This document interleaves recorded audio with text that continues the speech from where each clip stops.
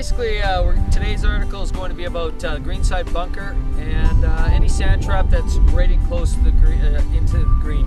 Considered one of the more difficult shots. A lot of people get in there and they actually, after a few shots, will toss the ball out. So, what I want to do is talk a little bit about how we set up to this, how we align ourselves, and basically the finish position and also the equipment that you use for the sand shot. Okay, step number one to being efficient in the sand is make sure you have the right equipment. Now, the sand wedge is an extremely important part of your golf bag.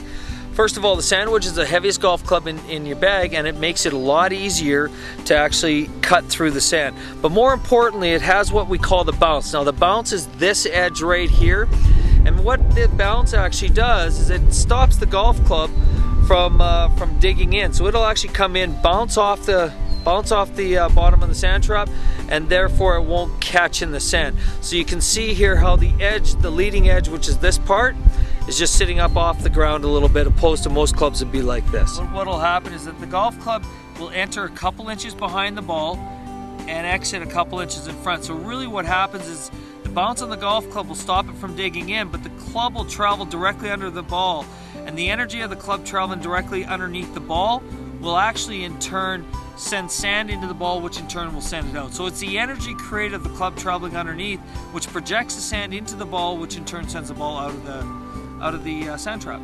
In terms of the setup, you want to make sure that you're set up in such a way that you have a little bit more weight on your front foot, and the ball position is just a little bit ahead of the center of your stance. You open your you open your stance to the target, and then you'll be swinging along your body lines. Okay, so basically the stance, you want a little more weight on your front foot. The ball position will be a couple inches inside your front heel, so a little forward of center. You'll align your body a little to the left of your target for right-handed golfers, and then the golf club will be actually opened up. So the golf club will actually be pointed to the right. And as long as you swing along your body lines, meaning that you're actually swinging to the left, the ball will actually come up and up fairly high and land on the putting surface. Okay, in terms of our setup, we want to make sure that the ball position is just ahead of the center of our stance. We want to apply more weight. About 70% of our weight will be on our forward foot or our front foot. In my case, it's the left foot.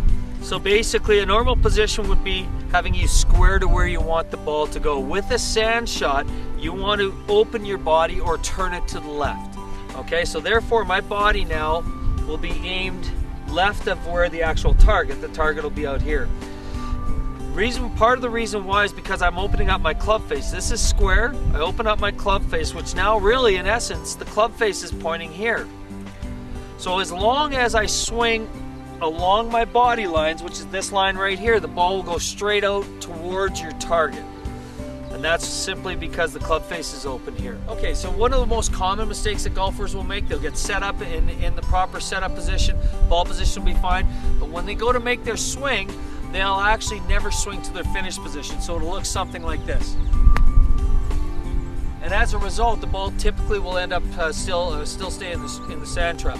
What we do want to do is make sure that with every swing, we actually swing all the way to a full finish position. And what that'll do is that with your body turning to your finish position, it'll ensure the club itself will not get caught in the sand.